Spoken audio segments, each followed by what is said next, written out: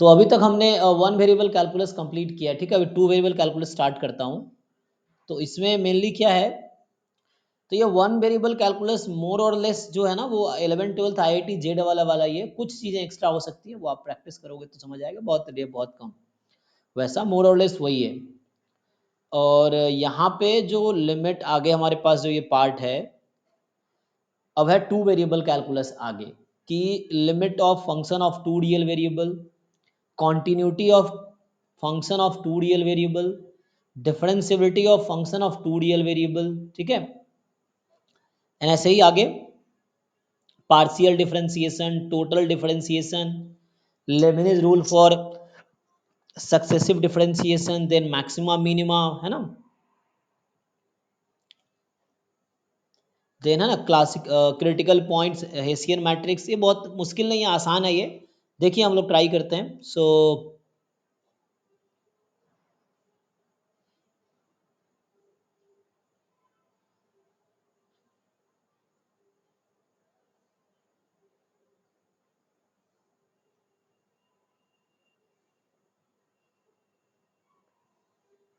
Start करिए। देखो, तो हमें स्टार्ट करना है function of two real variable, ठीक है, ये है। सो टू वेरिएबल जो फंक्शंस होंगे वो, जी जी, हाँ यस। टू वेरिएबल ज़्यादा आसान है देन वन वेरिएबल, है ना।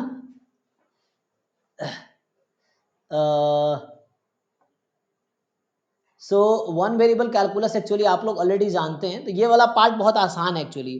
मैं कैलकुलस क्योंकि ज़्यादातर बच्चे जो एटलीस्ट जो मैथमेटिक्स बैकग्राउंड के हैं, जो JEE प्रिपरेशन किए हैं, तो ये वाला part most of the thing आपको आता ही होगा, क्योंकि ये वही चीज़ें ऑलमोस्ट है कैलकुलस में। सो हमने अभी वन वेरिएबल कैलकुलस कंप्लीट किया, ठीक है ना।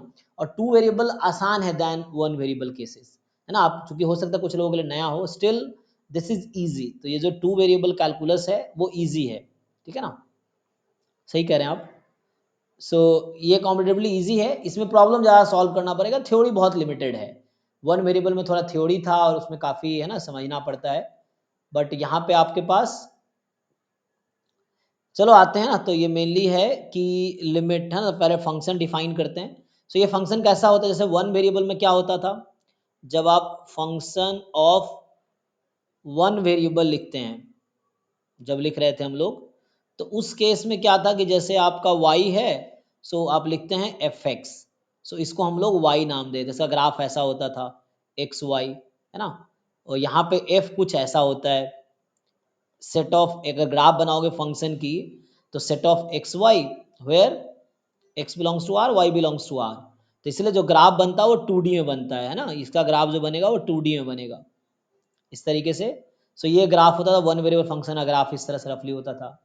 अब क्या है आपके पास function of two real variable, तो यहाँ पे ऐसा लिखेंगे z बराबर F of x comma Y. So यहाँ जो f होता था, let say r to r type का फंक्शन होता था, यहाँ पे क्या होगा, इसका डोमेन टू डायमेंशनल होगा। So are square to R, और ये जो आर स्क्वायर है, this R square is actually R cross R, ठीक है ना। सो ये जो आर स्क्वायर है आपका, वो आर क्रॉस आर है, ठीक है। So are square is actually R cross R. तो इसके डोमेन में टू डायमेंशनल स्पेस है। अगर इस फंक्शन को लिखे तो function is like this, X Y Z, जहां X is real number, Y is real number, Z is real number. अब समझिए जरा डिफरेंस।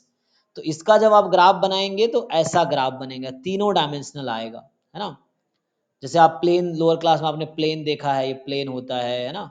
या इस तरह से, या मैं थोड़ा अगर चेंज करूं शेप, जैसे पैराबोलॉइड स्फीयर।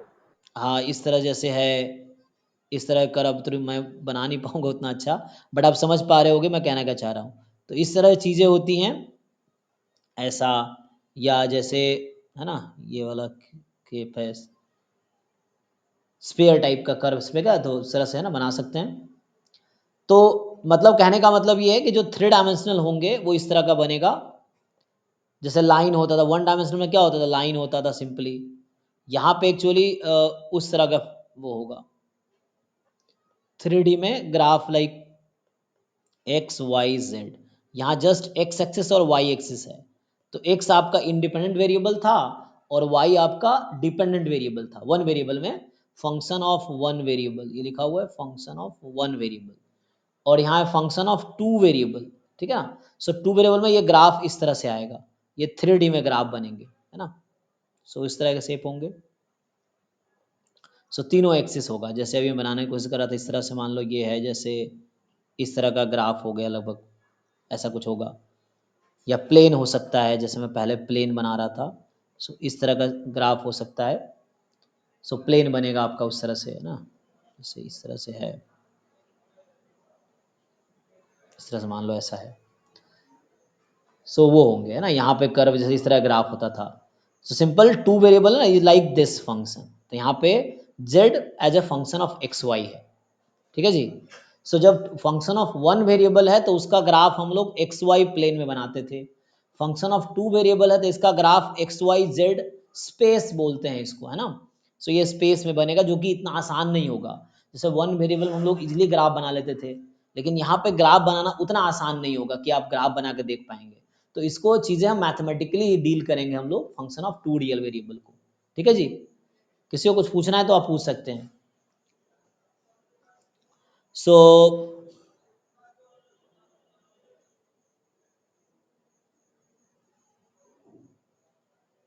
चलिए, तो मेनली हम आते हैं लिमिट्स पे। तो ये फंक्शन तो आप लोग जानते ही हैं, जैसे मैं एक दो एग्जांपल लिख देता हूँ टू वेरिएबल फंक्शन का।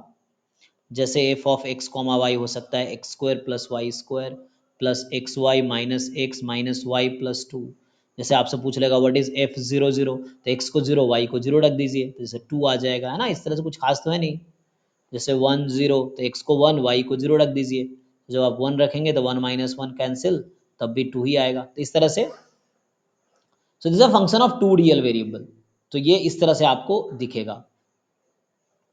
अब इसमें मुझे लिमिट की बात करनी है, जैसे हमने वन वेरिएबल में लिमिट की बात किया था, है ना।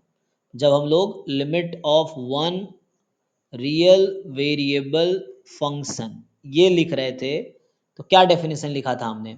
सो हमने डेफिनेशन कुछ लिखा था इस तरह से कि लिमिट एल जो है is limit X tends to A. तो एक्स किसी नंबर ए को अप्रोच कर रहा है तो एफ एक्स की लिमिट एल है, for if and only for all epsilon more than zero there exist delta more than zero such that कि ये एफ एक्स माइनस एल इसकी लिमिट लेस देन एप्सिलॉन होगी व्हेन ये जो x minus a less than this, तो इसमें ये बोलते थे x lies in deleted neighbourhood of a then fx lies in neighbourhood of l। तो ये तो वन वेरिएबल में था। तो जैसे यहाँ पे अगर मैं इसी को मैथमेटिकली आपको दिखाऊं तो हम लोग क्या करते थे कि ये a है तो इसका नेबरहुड हम लिखते थे a प्लस डेल्टा, और ये है आपका a माइनस डेल्टा। सो यहाँ है a प्लस डेल्टा और a माइनस डेल्टा, ठीक है जी। सो नाउ ये नेबरहुड है ए का, है ना। सो वन वेरिएबल में क्या होता था, neighbourhood of A N E H B O U R, ये जो लिखा हुआ है दिस इज, या मैं अलग से लिखता हूं neighbourhood of A, neighbourhood of A. So ये क्या होता था, set of X such that mod X minus A is less than delta या एप्सिलॉन। सो ये नेबरहुड था ए का। ऐसे ही डिलेटेड नेबरहुड होगा, डिलेटेड नेबरहुड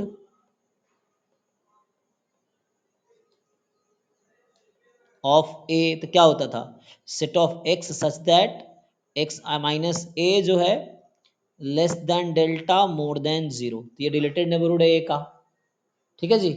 यहां तक कोई दिक्कत। सो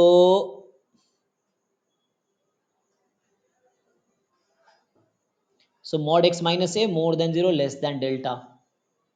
अब आते हैं टू वेरिएबल में, तो ये तो वन वेरिएबल था लिमिट, तो हमने ऐसे बहुत सारे क्वेश्चंस आपने किए हैं। इनडिटर्मिनेट फॉर्म वही हैं जो पहले भी थे, इनडिटर्मिनेट फॉर्म वैसे ही रहेंगे यहाँ भी। हम लोग इनडिटर्मिनेट फॉर्म्स कभी भी एक्सेप्टेबल आंसर नहीं होगा किसी भी क्वेश्चन का, नॉट इवन लिमिट्स।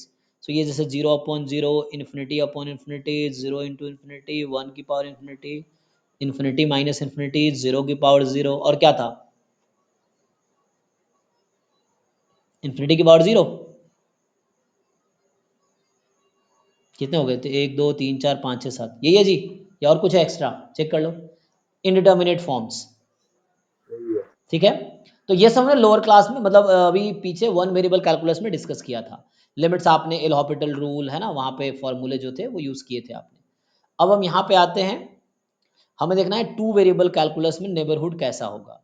सो हमें बात करना है limit of two variable function,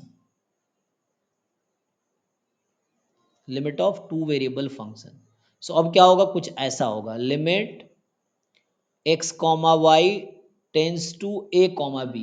so a comma B कोई पॉइंट है, so x comma Y tends to a comma B, f of x comma Y l होगा कब, इफ एंड ओनली इफ। जैसे यहाँ पर डेफिनेशन है, ऐसे ही मैं लिखना चाह रहा हूँ टू वेरिएबल में क्या डेफिनेशन। यहाँ क्या कहता है कि F X lies in epsilon neighbourhood of L, X lies in deleted neighbourhood of A. So वैसे यहाँ पे जो होगा, तो टू वेरिएबल कैलकुलस में क्या होगा, तो हमारा जो पॉइंट ए कॉमा बी है वो यहाँ होगा। पहले हम ऐसा लिखते थे पॉइंट ए, अब हम ऐसा सोच रहे हैं, तो इसका नेबरहुड क्या होगा। जैसे इसका नेबरहुड था, यहाँ पे नेबरहुड इंटरवल था, क्योंकि नंबर लाइन पे था ना वो, तो वो एक इंटरवल आया था नेबरहुड, है ना। इसको आप सॉल्व करते सो क्या ही आता, ए minus delta to A plus delta, यही होगा। सो नाउ यहाँ पे नेबरहुड क्या होगा, टू वेरिएबल कैलकुलस में पॉइंट ए बी का नेबरहुड क्या लेंगे आप लोग। सो ये एक सर्कल होगा जिसका एप्सिलॉन या डेल्टा जो भी लेना चाहें। सो मैं यहाँ बोलना चाह रहा हूँ what is the neighbourhood of point two variable calculus में, neighbourhood of point A comma B, कैसे लिखेंगे आप उसको। सो यहाँ पर समझिए, अगर ये पॉइंट मान लो x कॉमा वाई है, सो x कॉमा वाई से ए बी के बीच का डिस्टेंस डेल्टा से भी कम होगा, है ना, ये चीज़ है। सो यहाँ पे जो ये पॉइंट है ये होगा x minus A whole square Y minus B whole square is less than delta square. तो इसको अगर लिखूंगा, so those point x y in x y plane such that x minus a whole square and y minus b whole square will be less than delta square. So ये था, ये है two variable calculus में neighbourhood का मतलब। अगर मैं deleted neighbourhood की बात करूंगा तो कैसा होगा, तो वो भी ऐसे ही होगा, बस उस पॉइंट को हटा दो। तो अगर मैं बोलता हूं डिलीटेड नेबरहुड, समझो मैंने क्या किया, ये पॉइंट्स नेबरहुड है, ये जो ए बी के आसपास जो डेल्टा रेडियस का जो सर्कल है उसके अंदर के जो पॉइंट्स हैं वो नेबरहुड के पॉइंट्स हैं।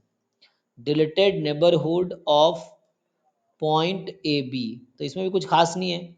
सो वैसे पॉइंट्स आएंगे जहाँ पे x माइनस ए whole square Y minus B whole square less than delta square, लेकिन ये स्ट्रिक्टली मोर देन जीरो होगा। तो डिफरेंस क्या है, यहाँ पे स्ट्रिक्टली मोर देन जीरो है, this is strictly more than zero. So this is strictly more than zero, ठीक है। सो यहाँ पे क्या होगा, अब जैसे आप लिमिट की बात करो, डेफिनेशन कैसे लिखेंगे, तो वैसे ही नेबरहुड के टर्म में लिखते हैं। सो अगर इसका मैं डेफिनेशन लिखूँ तो क्या लिखेंगे हम। सो अगर इसका मैं डेफिनेशन जैसे वन वेरिएबल में लिखते थे वैसे ही लिखेंगे तो क्या होगा। सो यहाँ पे आएगा if and only if for all epsilon more than zero there exist, यही लिख देता हूँ, है ना, जैसे हम पहले तो सिंबल में लिख देता हूँ। So for all epsilon more than zero there is delta more than zero such that कि F x Y minus L, ये जो लिमिट है कैपिटल स्मॉल ले लो, लेस देन एप्सिलॉन होगा व्हेन एवर।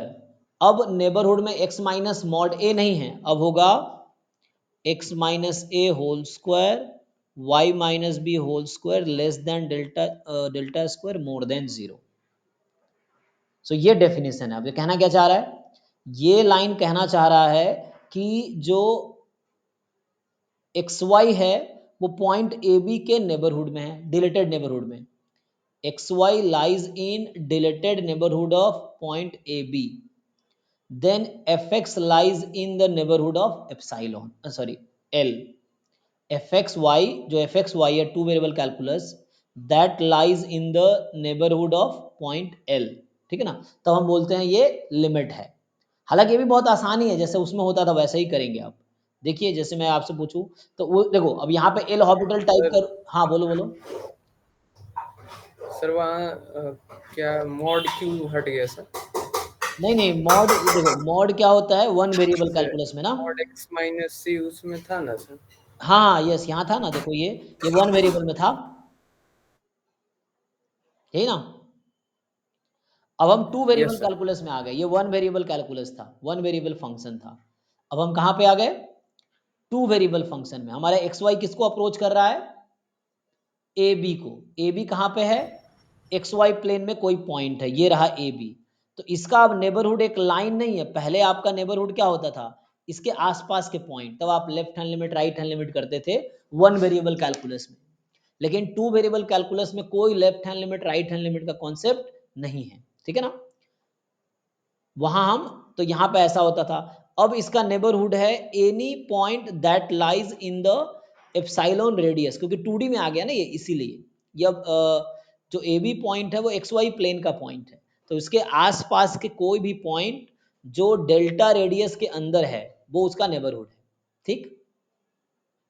तो इसीलिए, तो ये सर्कल का इक्वेशन आप लोगों को आता है ना निकालना, क्या होता है सर्कल का equation, X minus H whole square plus Y minus K whole square less than R square, वही किया मैंने, ठीक है भाई हर्षित। ठीक है सर। हाँ, तो अब जो नेबरहुड हमारा होगा टू डायमेंशन में, वो एक सर्कल होगा विथ रेडियस एप्सिलॉन या डेल्टा जो भी लो। तो यहाँ मैं डेल्टा नेबरहुड ले रहा हूँ, है ना। सर जी मतलब ये टॉपिक मतलब पहली बार पढ़ रहे हैं तो जी जी जी। मतलब पहले से पढ़ के कहाँ से आएगी और थोड़ा समझ आए। तो कोई भी एडवांस कैलकुलस की बुक उठा लो ना, जैसे एडवांस कैलकुलस नाम की बुक आती है, जैसे बी एस गरेवाल की है, क्रेजिंग्स है, इतने सारे बुक है, थॉमस है, थॉमस फिनी है। कहीं भी जाओ टू वेरिएबल कैलकुलस सर्च करो, क्यों नहीं, पहले limit of two variable calculus. कुछ नहीं समझ रहा, गूगल कर दो, इतने सारे पीडीएफ मिल जाएगा। जैसे ये सिलेबस है, तुम जाओ इसको कॉपी करो, गूगल में पेस्ट कर दो, बहुत सारे पीडीएफ तुम्हें मिलेंगे, बुक्स में मिलेंगे, कुछ यूनिवर्सिटी के नोट्स मिलेंगे, उसको वन बाय वन रीड करो, समझने की कोशिश करो, ठीक है। आईए मेरॉन तो वन वेरिएबल कैलकुलस के लिए मेनली है, टू वेरिएबल थोड़ा वो होगा, बट कर सकते हैं। आईए मेरॉन थोड़े प्रॉब्लम सॉल्विंग बुक है वो।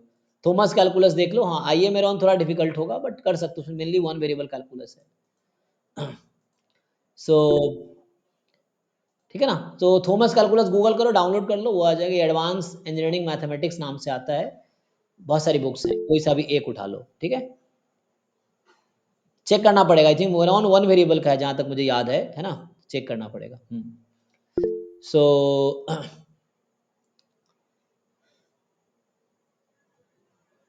ठीक है, तभी हम लोग आगे बस डेफिनेशन लिख रहे हैं, बाकी बहुत आसान है। टू वेरिएबल कैलकुलस में प्रॉब्लम सॉल्व करना आसान है देन वन वेरिएबल कैलकुलस के प्रॉब्लम सॉल्व करने से, ठीक है। Calculus portion is easy portion, तो ये स्कोरिंग भी है, एटलीस्ट आप थोड़े प्रैक्टिस कर लोगे तो एग्जाम में भी इजीली आप कर पाओगे, ठीक है। तो हमने ये लिखा लिमिट का डेफिनेशन, कि जब एक्स वाई पॉइंट ए बी पॉइंट के नेबरहुड में है, तो जो एफ एक्स वाई फंक्शन है वो एल के नेबरहुड में होगा। तो मैथमेटिकल मीनिंग ये है कि F x Y lies in neighbourhood of L, कब, when x Y lies in neighbourhood of A B.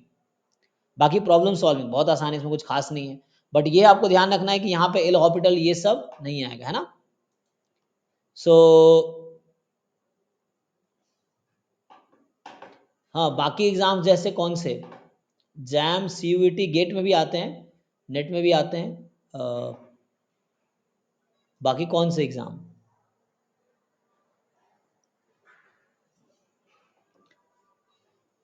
नहीं मिलेगा आपको, I S I T F R N B H M में मिलेगा, इन सब में मिलेगा, आप ध्यान से देखिए मिलेगा।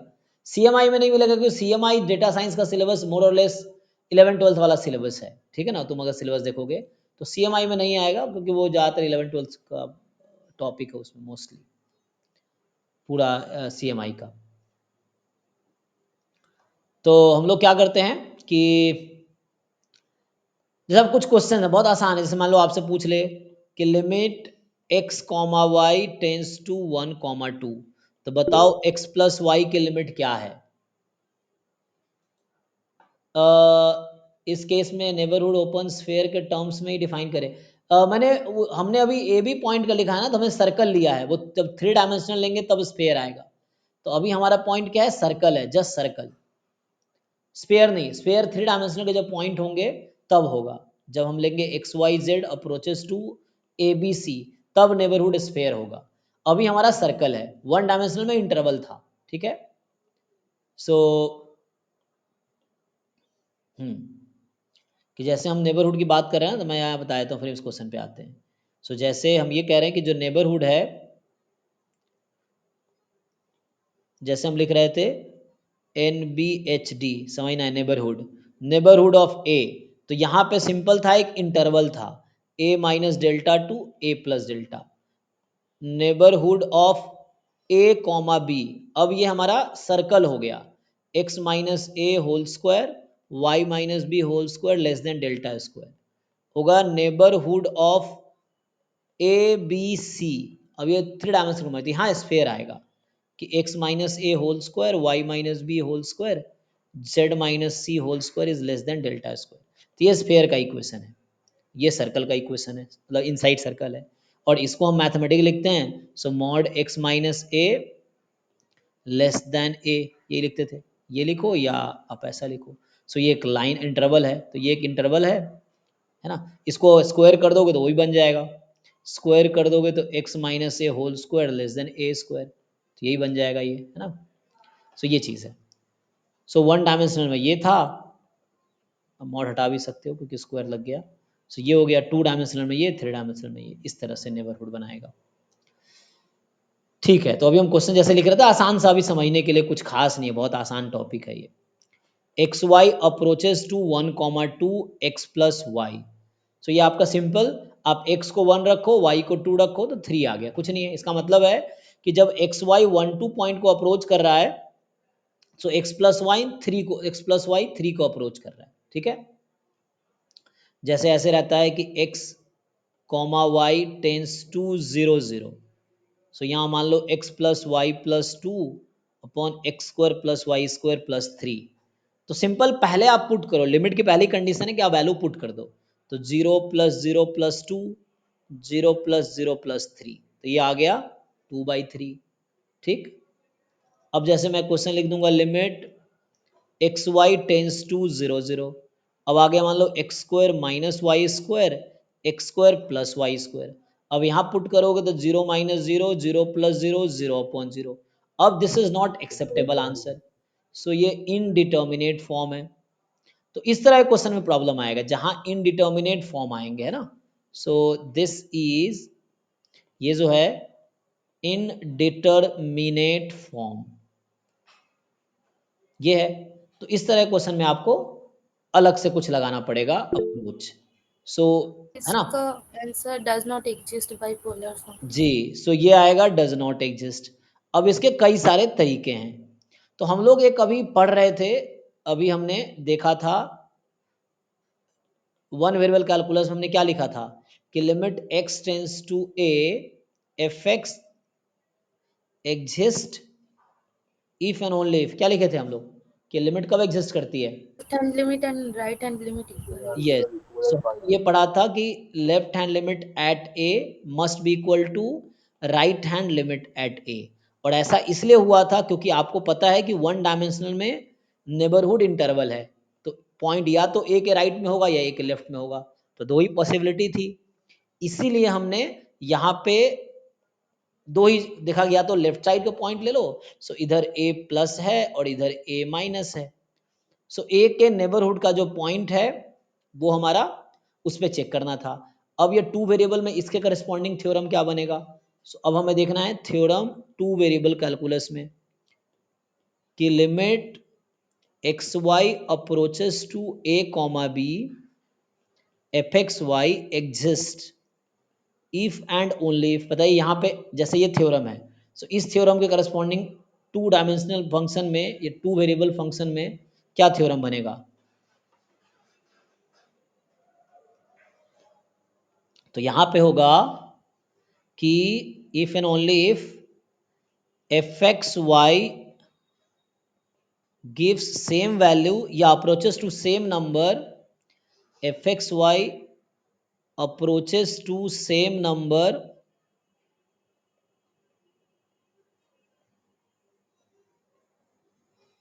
l, मान लो अगर l बोल दे जाऊंगा ना, मान लो ये लिमिट l है, जैसे दोनों इक्वल है, तो सेम नंबर,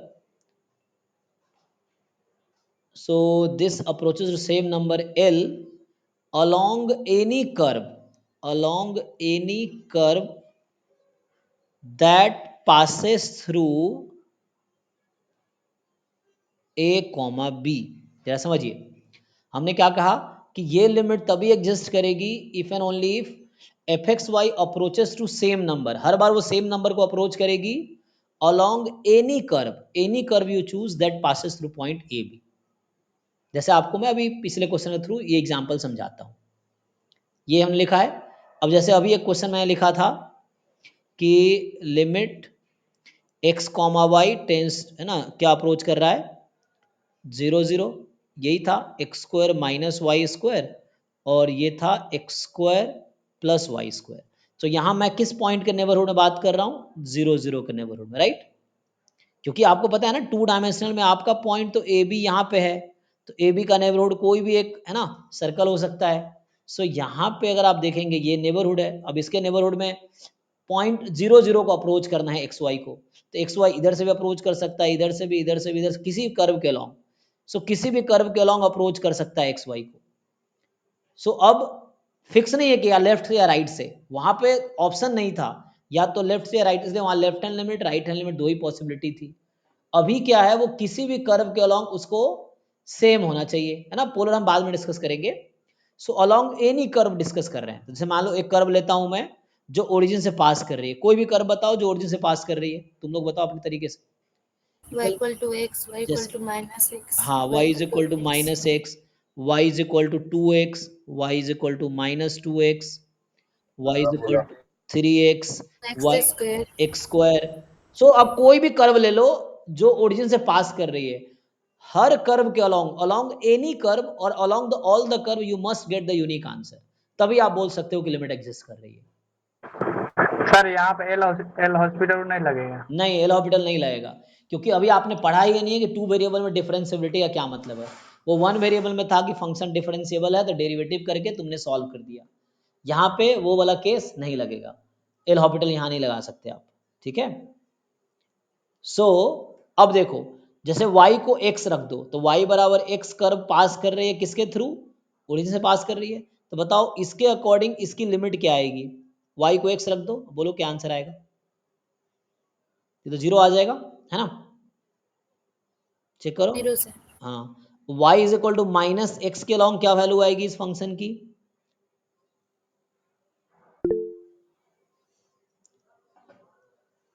Zero. नहीं नहीं, 2 वेरिएबल में नहीं होता है, होता ही नहीं है ना। कितना आ रहा है y और माइनस एक्स पे, 0. नहीं 0 नहीं आएगा, 2 आएगा, चेक करो, 2 या 1, अच्छा सॉरी, हाँ माइनस एक्स ना, हाँ, और ठीक है आप सही कह रहे हैं, y बराबर 2x रखे तो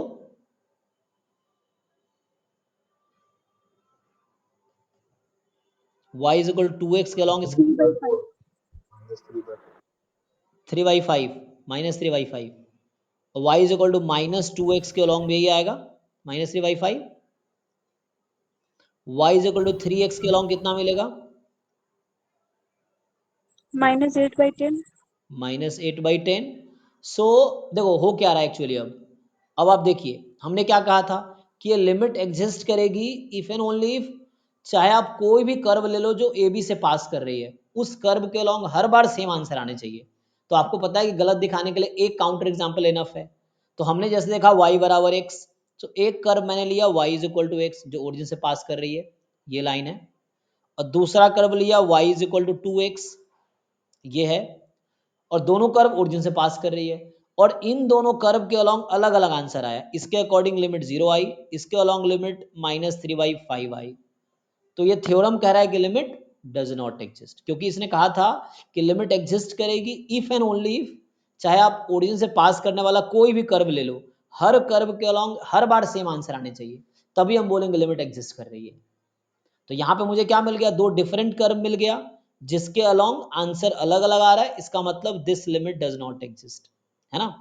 तो मैं ये कह रहा हूँ कि यहाँ पे x y this approaches to 0 0 x square minus Y square आया, इसका आया 0 along y is equal to x, और यही लिमिट की वैल्यू हमें मिला कि x square minus Y square upon x square plus Y square minus 3/8 along y is equal to x. So दो डिफरेंट कर्व के अलॉन्ग दो अलग अलग आंसर हो गया, इसका मतलब ये यहां से हो गया हेंस, ये देयरफॉर ये जो लिमिट, क्योंकि आपको पता है लिमिट एग्जिस्ट तो यूनिक होनी चाहिए, सो ये जो limit x Y tends to 0 0 है, x square minus Y square x square plus Y square does not exist. किसको डाउट है इसमें? सो डज नॉट एग्जिस्ट हो गया, क्यों? क्योंकि अगर लिमिट एग्जिस्ट करेगी तो यूनिक होनी चाहिए। जैसे इसको मैं एज ए थ्योरम लिख देता हूं, limit x Y tends to a b f x exist, so इसका मतलब क्या है, यूनिक होगी, implies it is unique, and finite तो होगी, फाइनाइट ही होनी चाहिए। So it is unique and finite, अगर लिमिट एग्जिस्ट कर रही है तो यूनिक होगी और फाइनाइट होगी, ठीक। तो यहाँ यूनिक तो नहीं है, एक बार 0 एक बार -3/8 अलग अलग कर लेंगे, अलग अलग आंसर आएगा। इसलिए आप देखते होंगे बुक में क्या करते हैं वो लोग, y is equal to m x consider करते हैं। आपको याद होगा बुक में अगर आप सोल्यूशन देखते होंगे तो वो लोग क्या करते हैं, एक्स वाई टेंस टू 0, यही वाले क्वेश्चन की बात कर रहा हूँ अभी मैं, this upon x square plus Y square. तो जब आप y is equal to m x curve origin से पास कर रही है ना, सो ये जो कर्व है दिस पास थ्रू ओरिजिन, ये तो ओरिजिन से पास कर रही है, तो इसके अलॉन्ग जब आप पुट करोगे तो आपका आंसर क्या आ जाता है, 1 minus m square upon 1 plus m square, which is not unique, है ना, which will give different values for different m, है ना। सो मतलब ये हो गया डिपेंड्स ऑन m ना, डिपेंड्स ऑन m, तो मैं m चेंज कर दूंगा तो वैल्यू चेंज हो जाएगी लिमिट की, तो इसीलिए लिमिट डज नॉट एग्जिस्ट। तो ये जो लिमिट है डज नॉट एग्जिस्ट, ऐसे भी बोल सकते हैं। अब आप लोग सर ये कंटिन्यूअस है कि डिसकंटिन्यूअस? कौन सा? जो अभी सर एग्जांपल दिए, कंटिन्यूअस है कि डिसकंटिन्यूअस? हम लिमिट की बात कर रहे हैं, अभी कॉन्टिन्यूटी और डिसकॉन्टिन्यूटी की बात नहीं कर रहे हैं। अभी हम लोग कॉन्टिन्यूअस फंक्शन अभी पढ़ाया ही नहीं हमने टू वेरिएबल में, अभी हम बात कर रहे हैं लिमिट की, ठीक है ना। सो हम लोग बात कर रहे हैं कि लिमिट कैसे निकालना है, अभी किसकी बात कर रहे हैं, so how to find this limit. हम ये बात कर रहे हैं कि टू वेरिएबल फंक्शन में पहले लिमिट निकालना सीखेंगे तभी तो चेक करेंगे कॉन्टिन्यूअस है कि नहीं है। तो अभी हम कॉन्टिन्यूअस चेक ही नहीं कर रहे हैं, ठीक है ना, और लिमिट एग्जिस्ट ही नहीं कर रही तो लिमिट कैसे कॉन्टिन्यूअस होगा। लेकिन हम कॉन्टिन्यूअस की बात नहीं कर रहे हैं, हम लिमिट की बात कर रहे हैं, ठीक है ना। अगर आपको चाहिए कॉन्टिन्यूअस है कि नहीं तो आगे मैं डिफाइन करूंगा। तो आपने पहले भी देखा है वन वेरिएबल कैलकुलस में कि ये कब कॉन्टिन्यूअस होती है फंक्शन, जब फंक्शन के लिमिट और फंक्शन की वैल्यू इक्वल होनी चाहिए ना। तो लिमिट एग्जिस्ट नहीं कर रही है इसका मतलब डिसकॉन्टिन्यूअस है, ठीक है ना। लेकिन हमने अभी डिफाइन नहीं किया तो उसकी इसलिए हम बात नहीं कर रहे हैं अभी। अभी बस हम ये बात करें लिमिट एग्जिस्ट करेगी कि नहीं करेगी, जैसे वन वेरिएबल में देख रहे थे कि लिमिट कब एग्जिस्ट करेगी कब नहीं करेगी। तो यहाँ यही देख रहे हैं लिमिट एग्जिस्ट करेगी नहीं। तो एक सबसे आसान तरीका होता है चेक करने का, पोलर फॉर्म। पोलर फॉर्म में होता क्या है, जैसे आपका हमने कहा कि जैसे x comma Y tends to 0 0 जैसे है, तो इस वाले केस में क्या होता है कि जब आप कोई पॉइंट ओरिजिन के नेबरहुड में अगर है, ठीक है ना, ओरिजिन के नेबरहुड में जब आपको दे रखा है limit x Y tends to 0 0, तो आप क्या करते हो, एक्स को आप रखते हो आर कॉस थीटा, वाई को आप रखते हो आर साइन थीटा। ये होता है ना कि कोई पॉइंट है नेबरहुड में एक्स कॉमा वाई, मान लो ये है, सो यू चेंज ना, कि जैसे आप लोग लोअर क्लास में पढ़ा होगा कि कोई पॉइंट एक्स वाई है, इसको पोलर फॉर्म में कैसे कन्वर्ट करते हैं। सो ये एक्स है ये वाई है, इसका नाम आप आर रख देते हो, ये जो रेडियस आर है ये, और ये वाला एंगल थीटा है। तो ये जो पॉइंट एक्स कॉमा वाई है, हम एक्स को रखते हैं आर कॉस थीटा, वाई को रखते हैं आर साइन थीटा, तो यह पोलर फॉर्म में चेंज करते हैं। अब क्या होता है, थीटा चाहे 0 डिग्री हो, 30 डिग्री हो, 60 डिग्री हो, कोई भी एंगल हो, तो पोलर फॉर्म क्या करता है, जो थ्योरम लिख रहा था ना उसको रिप्रेजेंट करे, कह रहा था ना कि F x Y approaches to same number L along any curve that passes through a B. तो अभी मैं ओरिजिन की बात कर रहा हूँ, देखो ध्यान से। तो मैं कह रहा हूँ कि चाहे कर्व कुछ भी हो, पोलर फॉर्म में अगर आपने कन्वर्ट कर दिया ना, तो ये जो लिमिट है x Y tends to 0 0 f x y, आप इसको रख सकते हो आर टेंस टू 0, क्योंकि एक्स वाई टेंस टू 0 0 है। इसका मतलब क्या है कि एक्स वाई ओरिजिन के नेबरहुड में है, और ओरिजिन के नेबरहुड में है तो इसका मतलब आर 0 होगा, रेडियस 0 होगा, r is the radius, so radius 0 होगा, f of r cos theta and r sine theta. So इसमें चेंज करेंगे। अगर कोई जनरल पॉइंट हुआ तो क्या करेंगे, जैसे ये तो एक्स वाई टेंस टू 0 0 के लिए है। अगर हुआ कि x Y tends to a b, so इसका मतलब कोई पॉइंट ए कॉमा बी है। सो इसका अगर आप नेबरहुड के पॉइंट लेंगे तो ऐसा है ना, कोई पॉइंट हो सकता है इसमें, तो इसको अप्रोच कर रहा है कोई पॉइंट, तो इसके अलोंग है ना आप क्या करेंगे। सो हमें यहाँ पे कोई एक्स वाई होगा, तो इसको अगर आप लिखेंगे तो यहाँ से आ जाएगा ना।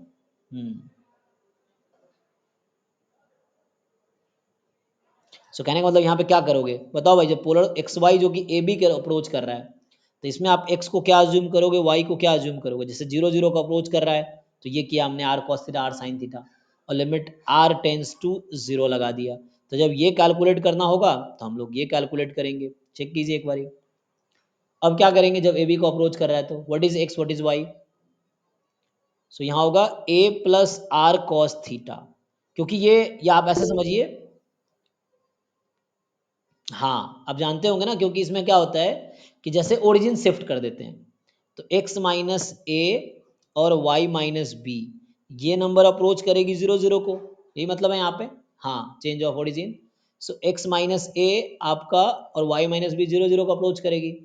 तो यहाँ x माइनस ए को रख देंगे r cos theta, y minus b को रख देंगे r sin थीटा। तो यहाँ से आपको x की वैल्यू मिलेगी a plus r cos theta, y की वैल्यू मिलेगी b plus r sine theta. तो जब एक्स वाई ए बी को अप्रोच करेगी तो आप ये ट्रांसफॉर्मेशन यूज करेंगे, ठीक है। और यहाँ पे क्या होगा, तो अब ये जो लिमिट है, जब मेरा क्वेश्चन होगा limit x comma Y tends to a b, एक मिनट इसको चार्ज पे लगाना पड़ेगा, एफ एक्स वाई, सो यहाँ से आ जाएगा, इसको अब लिखेंगे limit r tends to 0 f of a plus r cos theta comma b plus r sine theta, ठीक है, देख लीजिए। सो ये हम कैलकुलेट करेंगे। अब आर इज अ रेडियस। अब देखो ये थीटा पे अगर डिपेंड कर गया, इसका मतलब है कि डिफरेंट एंगल के लिए डिफरेंट आंसर आएगा, मतलब डिफरेंट कर्व के लिए डिफरेंट आंसर आएगा। अगर थीटा पे डिपेंड नहीं कर रहा है, मतलब कोई भी एंगल ले लूं मैं 0 डिग्री से लेके इन्फिनिटी डिग्री तक, या 0 से 360, क्योंकि उसके बाद तो रिपीट ही करना है, तो 0 से 60 में कुछ भी ले लूँ थीटा, आंसर सेम आ रहा है। इसका मतलब ये हो गया along any curve this will give the same answer. तो जैसे हम वो जो देख रहे थे वही चीज यहाँ पे है। तो ये अगर यूनिक आंसर दे रहा है फॉर एनी थीटा, तो इसका मतलब ये यूनिक आंसर देगा for any curve that approaches to a B. तो ये एक बेटर अप्रोच है क्वेश्चन को सॉल्व करने का, क्योंकि थीटा से फ्री होने का मतलब है कोई भी कर्व ले लो वो सेम नंबर पे अप्रोच करेगी, मतलब वो चाहे कोई भी कर्व ले लो आंसर सेम आएगा। अगर थीटा पे डिपेंड कर गया, इसका मतलब डिफरेंट डिफरेंट एंगल पे डिफरेंट आंसर आएगा, तो डिफरेंट डिफरेंट कर्व्स मुझे मिल जाएंगे वहां पे जिस पे डिफरेंट आंसर्स आएगा, ठीक है। तो यहाँ थ्योरम ये है कि मैं ये लिख दूं कि limit x Y tends to a b f x y exist if and only if limit r tends to 0 f of a plus r cos theta and b plus r sin theta exist, ठीक है जी। तो आपको ये अगर निकालने हैं तो आप इससे चेक कर लो। एग्जिस्ट मतलब फ्री ऑफ थीटा होना चाहिए, है ना, दिस इज एग्जिस्ट मतलब this is free of theta, and ये फाइनाइट यूनिक तो होना ही चाहिए, है ना। So this is free of theta, check करो भाई। और आपको पता है लिमिट एग्जिस्ट करने का क्या मतलब है कि यूनिक और फाइनाइट होनी चाहिए, तो यूनिक और फाइनाइट होगी तभी ऐसा होगा, है ना, फ्री ऑफ थीटा होगा, ये यूनिक फॉर एनी थीटा। जैसे इसी को अब तुम पोलर फॉर्म में कन्वर्ट करके देखो, जो पिछला क्वेश्चन लिखा था, limit x comma Y tends to 0 0, ये था x square minus Y square और यहाँ था x square plus Y square. जब चेंज करोगे तो यहाँ हो जाएगा r टेंस टू 0, क्योंकि यहाँ देखो जब आप ऐसा करते हो तो यहाँ से x square plus Y square की वैल्यू कितनी आ जाएगी, आर स्क्वायर। चेक करो, x square plus Y square कितना आ जाएगा, आर स्क्वायर, ठीक है ना।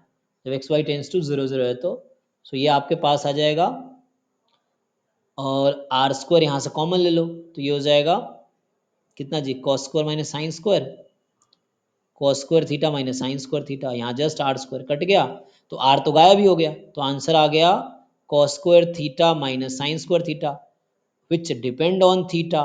और इसका क्या मतलब है कि मैं थीटा की डिफरेंट वैल्यू लूंगा तो लिमिट के डिफरेंट आंसर आएंगे, तो यूनिक तो नहीं है इसका मतलब, और लिमिट एग्जिस्ट करेगी तो यूनिक होनी चाहिए, यूनिक नहीं है तो एग्जिस्ट नहीं कर रही है, तो इसका मतलब है limit does not exist. So limit x Y tends to 0 0 does not exist. अभी तक किसी को डाउट है तो बताओ, मैं इसको चार्ज पे लगा देता हूँ। सो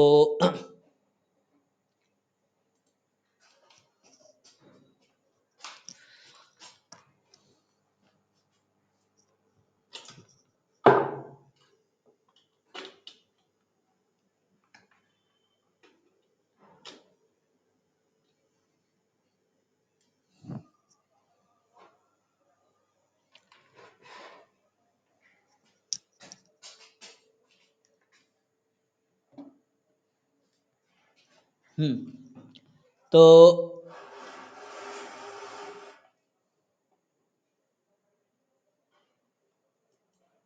ठीक है, एक मिनट।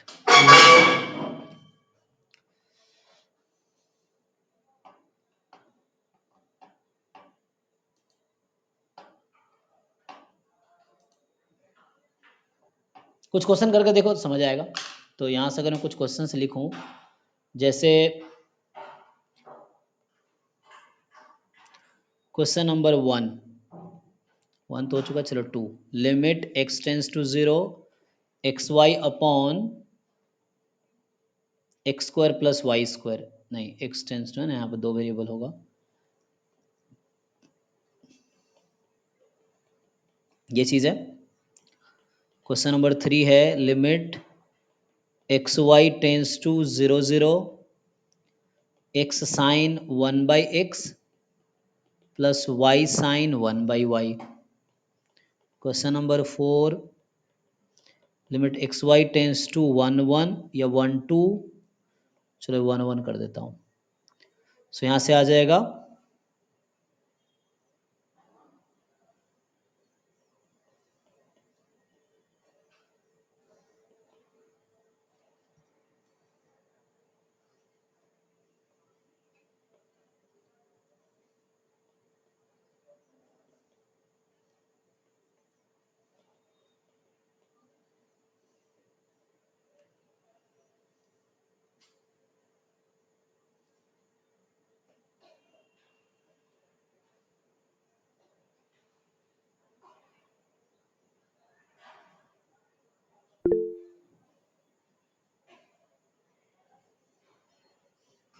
ओके।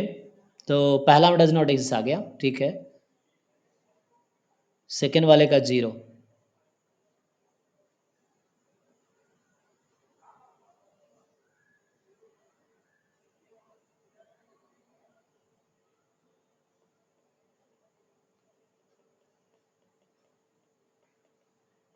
ये क्या होगा,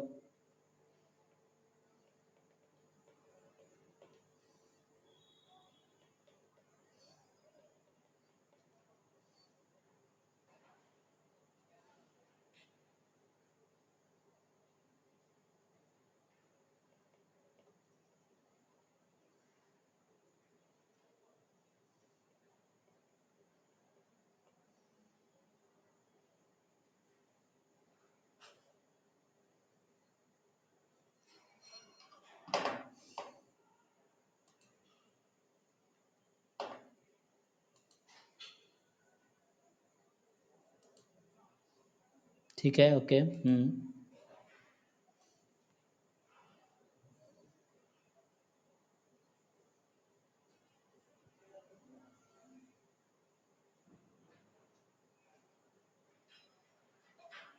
यहाँ 2x एक्चुअली, एक मिनट इसको करेक्ट करना denominator. X square plus 2x, y square plus 2y plus 2। Plus में क्यों कर रहा हूँ? ठीक है, करके देखो क्या आता है।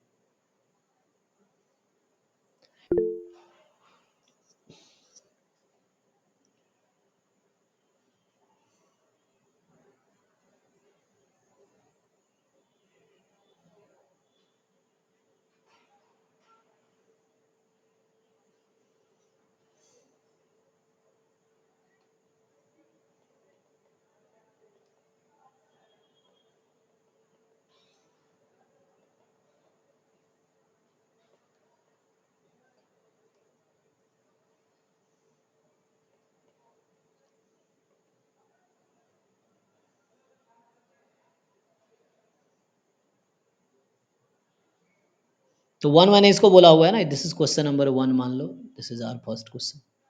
तो यहाँ 2 से स्टार्ट किया मैंने, 2 3 4 5 6। अब किसी को डिफिकल्टी आ रही तो बताइए, अगर आप नहीं सॉल्व कर पा रहे हैं।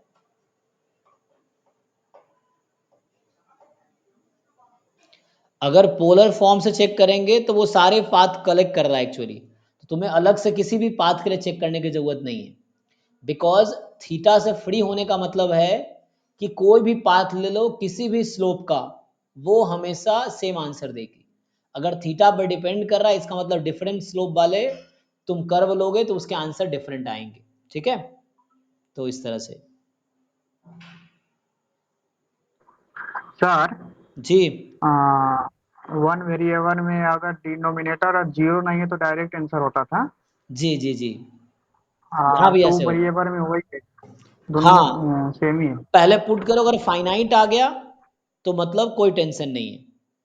अगर अगर इनडिटर्मिनेट फॉर्म आया तो आपको कुछ और सोचना है। ठीक है। Yes sir. हम्म।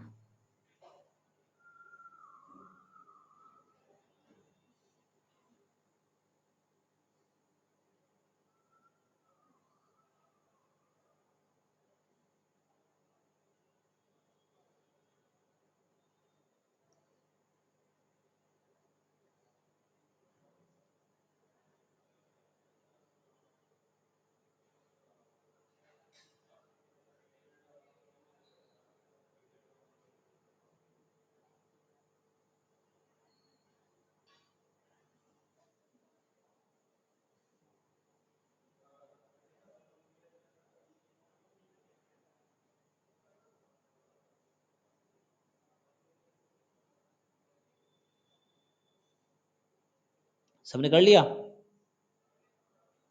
6 का 1। हाँ, सर 6 नहीं आ रहा, बाकी सब हो गया। सिंपल है ना, इसको पोलर फॉर्म में 6 1 है ना। हाँ यस, सो सिंपल, आप पोलर फॉर्म में कन्वर्ट कर लो ना। Limit r tends to 0 sine r square upon r square, और sine x upon x when x tends to 0 कितना होता है 1 है ना, फॉर्मूला था उसमें, तो 1 आ गया बस। सो ये सिंपली हो गया। और ये थीटा से फ्री है, इसका मतलब we choose any curve along origin, any curve, sorry we take any curve that passes through origin, they will give the answer 1। अब चाहो तो चेक कर लो, y बराबर x रख के माइनस x रख के, दे will give you same answer. आप कोई भी कर्व ले लो जो ओरिजिन से पास कर रही है, उसके लिए आंसर 1 ही आएगा, है ना, ये मीनिंग है। अगर थीटा पर डिपेंड कर जाता है, इसका मतलब है डिफरेंट एंगल्स के लिए, डिफरेंट कर्व्स के लिए डिफरेंट आंसर्स आ सकते हैं। यहाँ पे क्या है, सिंपली पुट कर दो। सो जस्ट पोलर फॉर्म में कन्वर्ट कर लो, लिमिट r टेंस टू 0, ये होगा r square sine theta cos theta, और यहाँ हो गया साइन आर स्क्वायर। अब ये बाउंडेड क्वांटिटी, ये भी बाउंडेड है, r तो 0 पे ही जा रहा था, अप्रॉक्स 0, ये 0, तो 0 ही हो जाएगा ये। यहाँ पे पहले पुट करके देखो, x को 1 y को 1, तो न्यूमरेटर 0 हो जाएगा, और डिनोमिनेटर पुट करोगे तो ये 4 आएगा, आई थिंक 0/4, तो 0 आ गया। तो यहाँ पे कोई पोलर फॉर्म लगाने की जरूरत नहीं है, लगाओगे तब भी 0 ही आएगा। लेकिन देख लो एक बार सिंप्लीफाई करके, x को एक्स वाई को 1 1 रख दिया, और 0/4 नहीं आ जाएगा, 4 आएगा, ज़्यादा आएगा, 1 मिनट, 2 2 4 8 8 8 आएगा ना, 8। तो 0/8 इट 0, तो 0 ही मिलेंगे आपको। यहाँ पे तो सिंपल है, 0 इंटू सम बाउंडेड क्वांटिटी, तो ये अटेंडेंस 0 पे ही जाएगा, ठीक है। और ये डज नॉट एग्जिस्ट आएगा, हाँ, क्योंकि इसमें अगर आप पोलर फॉर्म में कन्वर्ट करोगे, so limit r tends to 0, यहाँ आ गया r square cos theta sine theta, और यहाँ आ जाएगा r square, so r square cut गया, तो cos theta into sine theta. Now theta के डिफरेंट वैल्यूज के लिए डिफरेंट आंसर देगी, so means this does not give you unique value, so limit exist then it must be unique, but it is not unique. Theta का different value के लिए different answer आएगा, विच is not unique. इसका मतलब this limit does not exist. तो पहला exist नहीं कर रहा है, मतलब ये पहला in the sense question number 2 था। तो question number 2 does not exist, question number 3 answer is 0, question number 4 answer is 0, question number 5 answer is 0, question number 6 answer is 1। तो सिंपल है। सर एक बार हाँ, और एक बार बता दीजिए। कौन सा वाला? 4 सर। 4 में, अरे भाई x को 1 रखो और y को 1 रखो, क्या आंसर आएगा? You just put x is equal to 1 and y is equal to 1। अच्छा, यहाँ पे वो आर स्क्वायर वही पुट करना है। नहीं, तुम्हें समझना है भाई कब पुट करना है, ये पुट करने की कब जरूरत पड़ती है एक्चुअली। पुट करने की जरूरत क्यों कब पड़ेगी? सर हाँ, पोलर फॉर्म होता है सिर्फ एंगल में लगता है ना, बाकी का इक्वेशन में y इक्वल टू mx भी पुट कर सकते हैं ना। तो मेनली अगर मान लो ये 0/0 का फॉर्म है, तब अप्लाई करो, मतलब जनरली इंडिटरमिनेट फॉर्म में तभी अप्लाई करो ना, पोलर फॉर्म में कन्वर्ट करो। वैसे कर तो सकते ही हो, बस तुम्हें ध्यान रखना है। तो तुम पोलर फॉर्म में कन्वर्ट करो तभी आंसर वही आएगा, मैं ये कह रहा हूँ। एक मिनट रुको, अरे भाई हर्षित तुम्हें क्या डाउट है, तुम ध्यान से मान लो इस तरह का क्वेश्चन है, x+1/2x+2, इसका आंसर क्या आएगा? या मान लो 2x+3, इसका आंसर क्या आएगा? क्या एल हॉस्पिटल लगाओगे वन वेरिएबल कैलकुलस में? नहीं सर। तो वन वेरिएबल एल हॉस्पिटल ये सब कब लगाते हैं? जब इंडिटरमिनेट फॉर्म आता हो। तो यहाँ सिंपली 1+1 और 2+3, इसका आंसर 2/5 है। सो लिमिट का पहला कंडीशन हो तो डायरेक्ट पुट करो, तो सेम यहाँ पे भी तुम डायरेक्ट 1 1 पुट करो, तो ये तो 0/0 आ गई, इंडिटरमिनेट फॉर्म है ही नहीं, तो क्यों इतना हम टाइम वेस्ट करेंगे।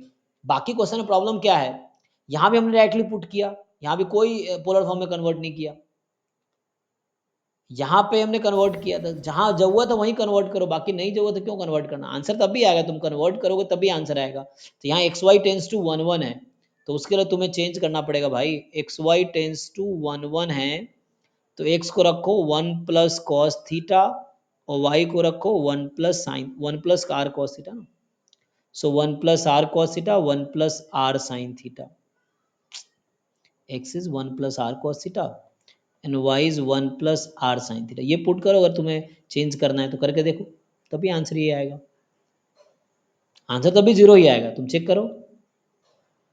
मतलब इनडिटरमिनेट जब होगा तब उसमें चेंज उसमें करना है। जरूरत है, हाँ उसमें मैंने जरूरत पड़ेगी तुम्हें, वरना बाकी में तो जरूरत ही नहीं है ना।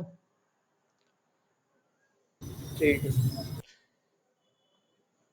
देखो तो अभी मैं आता हूँ, अभी हमने क्या डिस्कस किया कि लिमिट कैसे कैलकुलेट करते हैं, है ना। हमने देखा कि लिमिट का डेफिनेशन क्या है, कैलकुलेट करने पोलर फॉर्म है तो उससे चेक कर लो, नहीं तो आप डिफरेंट कर्व लेके, अगर डिफरेंट आंसर आएगा तो डज नॉट एग्जिस्ट आएगा।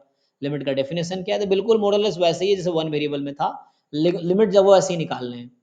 अब आते हैं कॉन्टिन्यूटी पे, तो कॉन्टिन्यूटी भी यहाँ पे वैसे ही है जैसे वन वेरिएबल कैलकुलस में था, तो जैसे continuity of one variable calculus, ठीक है ना।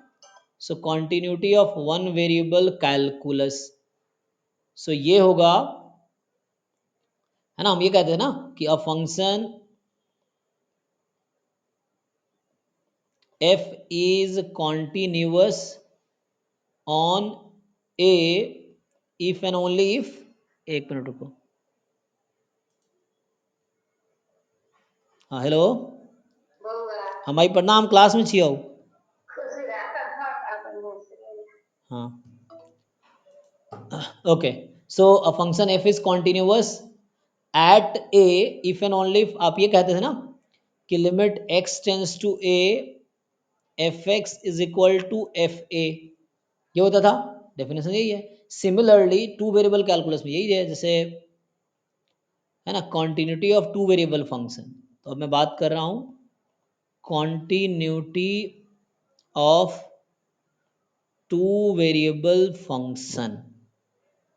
ठीक है, तो टू वेरिएबल का फंक्शन है, सो बोलेंगे अ फंक्शन, तो यहाँ फंक्शन एफ एक्स था, अब फंक्शन होगा f of x comma y. तो x y two independent variable है, दिस इज कॉन्टिन्यूअस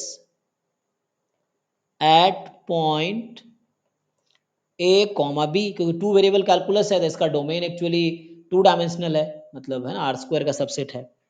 तो यहाँ से a b if and only if, तो बिल्कुल वैसे ही जैसे वन वेरिएबल में है कि limit x Y tends to a comma b f x y must be equal to f a b. ठीक है, तो अगर आपने लिमिट निकालना सीख लिया तो कॉन्टिन्यूटी में कुछ प्रॉब्लम है ही नहीं, लिमिट आप निकाल लो और चेक करो क्या ये लिमिट की वैल्यू फंक्शन के वैल्यू के इक्वल है या नहीं है। ठीक है, वैसे जैसे वन वेरिएबल था वैसे ही टू वेरिएबल में है, कुछ खास है। सो यहाँ पे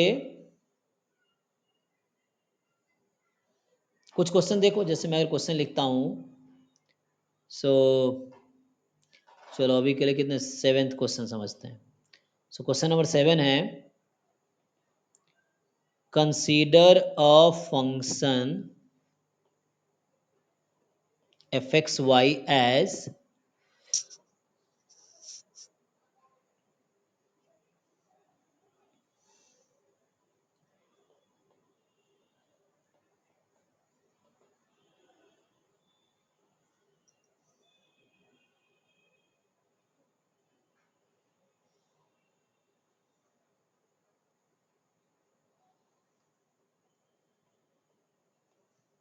ठीक, ये तब है जब x Y is not 0 0 and this value is 1 when x Y is 0 0। तो अब आपसे पूछा जा रहा है कि option a, limit x comma Y tends to 0 0 f x y does not exist, पहला ये है। दूसरा ऑप्शन है limit x Y tends to 0 0 f x Y is 0। तीसरा ऑप्शन है आपके लिए, थर्ड ऑप्शन है, so c is f is continuous function at 0 0। Option d है f is continuous function at 1 1। बताइए सोच के।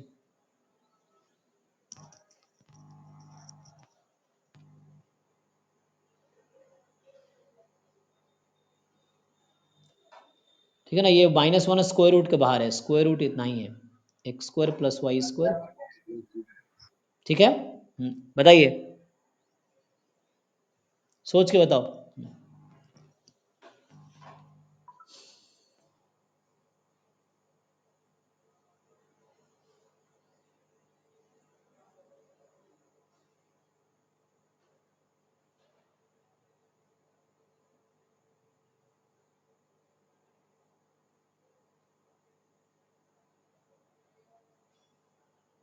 Sir, option A and D. A and D, बाकी लोग।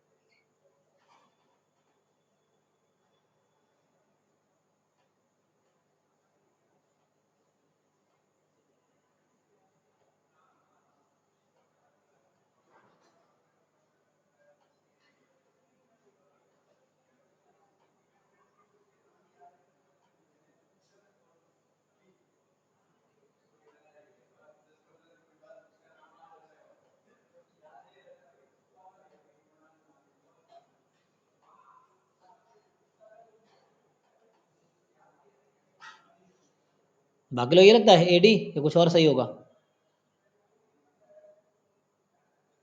यस सर, ए और डी। चलिए ट्राई करते हैं। तो अगर limit x Y tends to 0 0 करते हैं तो क्या होता है? अगर मैं यहाँ पे लगाता हूँ limit x Y tends to 0 0 तो होगा क्या? सो यहाँ से आपके पास x square plus Y square root under x square plus Y square plus 1 minus 1 है। सो अभी अगर आप एक्स वाई को 0 रखें 0/0 आ जाएगा। तो कैसे लिमिट निकालेंगे आप? पोलर फॉर्म करोगे रेशनलाइज करोगे? पोलर फॉर्म में कर रेशनलाइज, तभी रेशनलाइज करना ही पड़ेगा। सो अगर आप पोलर फॉर्म में कन्वर्ट करना चाहे तो r टेंस टू 0 हो जाएगा, ये r square root under r square plus 1 minus 1। अब इसको अगर हटाना है तो रेशनलाइज कर लो, मतलब डिनोमिनेटर में से रूट हटाने की कोशिश करो। So are square plus one upon root under r square plus 1। So होगा क्या? डिनोमिनेटर में देखिए ध्यान से, limit r tends to 0 a minus b a plus b, तो इसको है ना कॉन्जुगेट से मल्टीप्लाई कर दिया दोनों तरफ। So are square root under r square plus one upon कितना आ जाएगा? R square plus 1 minus 1 r square, या आर स्क्वायर से आर स्क्वायर कट गया, आर को 0 रखिए, कितना आया? तो 2 आ गया इसका आंसर। चेक कीजिए, पहले प्लस माइनस 1 कटा, फिर आर स्क्वायर कैंसिल हुआ, फिर आर को हमने 0 रख दिया, तो रूट 1 1 1 प्लस 1 2। तो इसका मतलब है ये तो गलत है ना ए, और बी में चूंकि 0 रखा है इसलिए गलत। अगर मैं इसको 2 कर दूं, मान लीजिए बी ऑप्शन में मैं 2 कर देता हूँ अभी के लिए जस्ट, तो ये ट्रू हो जाएगा फिर, है ना। मतलब अगर मैं ये लिख दूँ एग्जिस्ट, है ना, या मैं ऐसा लिखूँ कि लिमिट एग्जिस्ट, सिंपली ये लिखूँ, तो ये सही हो जाएगा। अब कॉन्टिन्यूटी चेक करनी है, तो कॉन्टिन्यूटी के लिए क्या होनी चाहिए? फंक्शन की लिमिट और फंक्शन की वैल्यू। तो f00 मैंने यहाँ पे क्या दे रखा है? 1। f00 मैंने 1 दिया है, तो ये लिमिट 2 आई वैल्यू 1 आई, तो इसका मतलब कॉन्टिन्यूस तो नहीं है। सो जो fxy है this is not continuous at 0 0। What about 1 1? तो सी पे तो चलो कॉन्टिन्यूस नहीं है, व्हाट अबाउट 1 1? 1 1 इसमें आ जाएगा, तो x को 1 और y को 1 रखो भाई। तो तुम्हें अगर पूछा जाए limit x Y tends to 1 1 f x y, तो एक्स को 1 वाई को 1 रखो भाई। 1 प्लस 1 2 न्यूमरेटर में, डिनोमिनेटर में 1 प्लस 1 2 प्लस रूट 3 माइनस 1, तो आ जाएगा 2 अपॉन रूट अंडर 3 माइनस 1। जी सही है, ओके ठीक है। 2 प्लस रूट 3 माइनस 1, प्लस 1 या माइनस 1? माइनस 1 ना, चेक करो।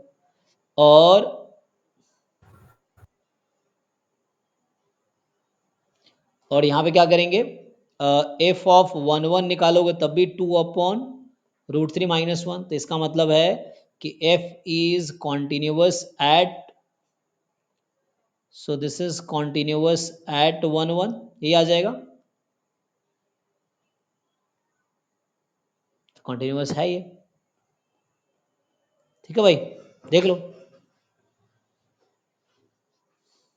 किसको डाउट है इसमें पूछो। सर कंटिन्यू हाँ सर ऑप्शन डी कंटिन्यूअस कैसे हुआ सर? तो 1 के बराबर आया ही नहीं। इसमें दो क्वेश्चन है, तुमने ध्यान से पढ़ा है? देखो सी पढ़ो क्या है, सी ऑप्शन रीड करो क्या है, और डी ऑप्शन क्या है।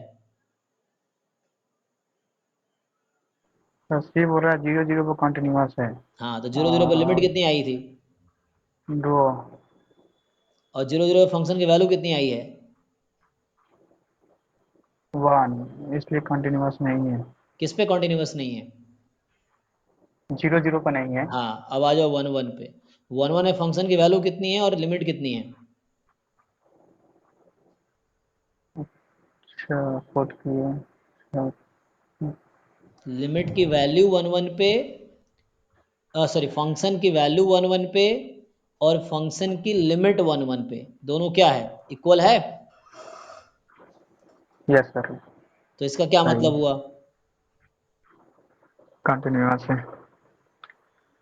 है ना, चेक करो, क्योंकि 1 1 इसी कैटेगरी में, 1 1 का नेबरहुड भी इसी कैटेगरी में है, तो इसीलिए दोनों सेम ही आंसर देगा। यहाँ पुट कर लो, x को 1 y को 1 रख दो, इसीलिए। सर ऑप्शन ए और ऑप्शन बी दोनों सेम ही लग रहा है, आप देखिए वहाँ पे ऑप्शन ए और बी। ये क्या है डज नॉट एग्जिस्ट। और ये क्या है? एग्जिस्ट सर, दोनों सेम ही है ना, लिमिट जियो जो लिए एक पर नहीं हो रहा है दो पर हो रहा है, ऐसा क्यों? एक पे नहीं हो रहा, दो पे हो रहा है, क्या कहना चाह रहे हो? नहीं, ऑप्शन ए और ऑप्शन बी दोनों लिमिट का सेम ही है, एक को नहीं हुआ एक को हुआ, कैसे? पहला ऑप्शन ट्रू है कि फॉल्स है?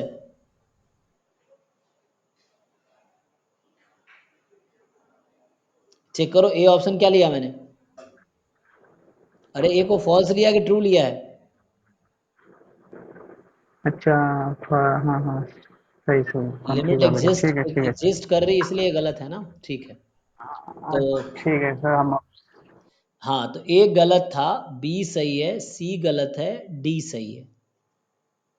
तो इस तरह क्वेश्चन एग्जाम में मिलेंगे। अभी डिफरेंशियबिलिटी डिस्कस करने से पहले कुछ क्वेश्चन हम लोग पीवाईक्यू के देखते हैं। तो अभी मैंने आपको जस्ट डिस्कस किया limit and continuity, limit and continuity of two variable function. कुछ क्वेश्चन इस पे पीवाईक्यूज के असाइनमेंट के देखते हैं, रुको। तो उसके लिए मुझे ड्राइव ओपन करना पड़ेगा ना। तो यहाँ पे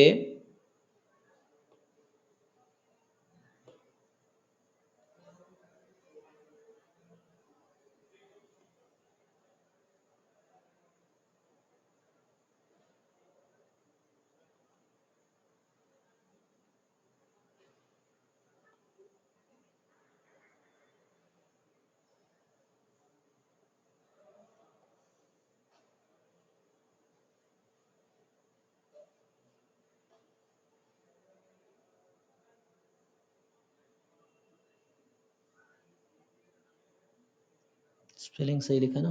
तो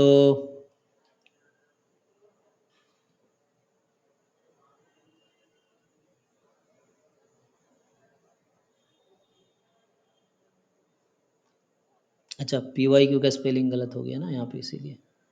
सो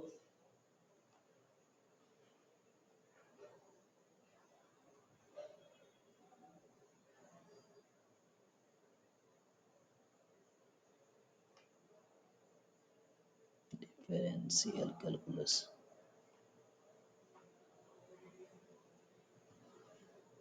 ये क्या खुद से ऑटो करेक्ट हो जा रहा है शायद, क्या है भाई ये पीवाईक्यू में।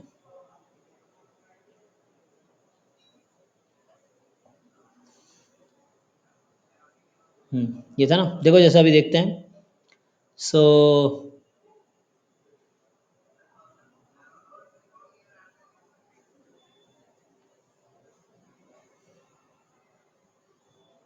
तो उनको बोलो जो टॉपिक पढ़ लिए ना, उनको बोलो सुभाजीत को उस पर बना देगा। तो उसको बोलना कि ये टॉपिक हुआ है क्लास में, इस पे असाइनमेंट बनाइए। वो आगे का बना रहा होगा ना, स्टैटिस्टिक्स का। तो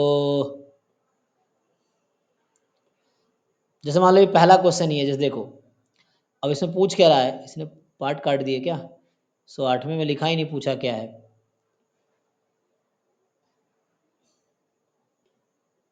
सो देखो जैसे अभी 8वें क्वेश्चन, अगर मैं इसमें ऑप्शन बना दूं तुम्हारे लिए, तो ये कह रहा है एक्स जब वाई के इक्वल नहीं है तो क्या लिमिट 0 0 पे एग्जिस्ट करेगी। जैसे 8th क्वेश्चन में अगर बात करूं मैं, so what will you limit at 0 0, क्या ये कॉन्टिन्यूअस है 0 0 पे, देख के बताओ। जैसे इस तरह का क्वेश्चन है 8th क्वेश्चन जो है, अगर मैं यहाँ पे लिखूं तो ये क्वेश्चन जो है कि अभी 7 था ना 8, चलो तो लिमिट ये हमें एफ एक्स वाई दे रखा है। एफ एक्स वाई है मेरे पास एक्स स्क्वायर प्लस वाई और अब एक अपॉन एक्स प्लस वाई, जब x plus y non zero है, और जीरो है जब एक्स प्लस वाई ज़ीरो है। आपसे पूछ रहा है, ऑप्शन ए है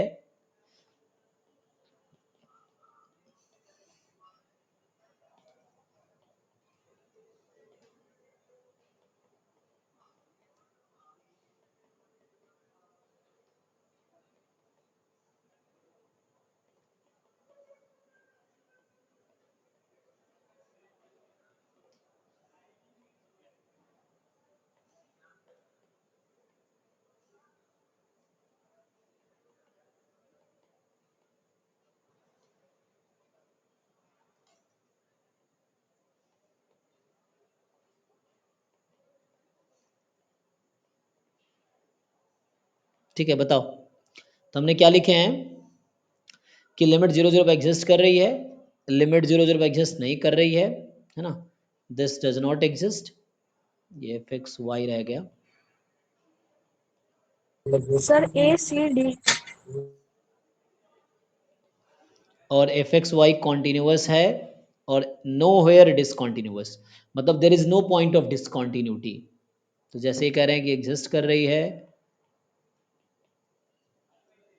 बाकी लोग देखिए क्या एग्री करते हैं आप लोग इससे? ये सब सही है। ठीक है ना।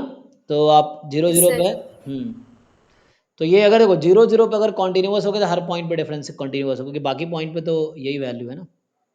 सो इसीलिए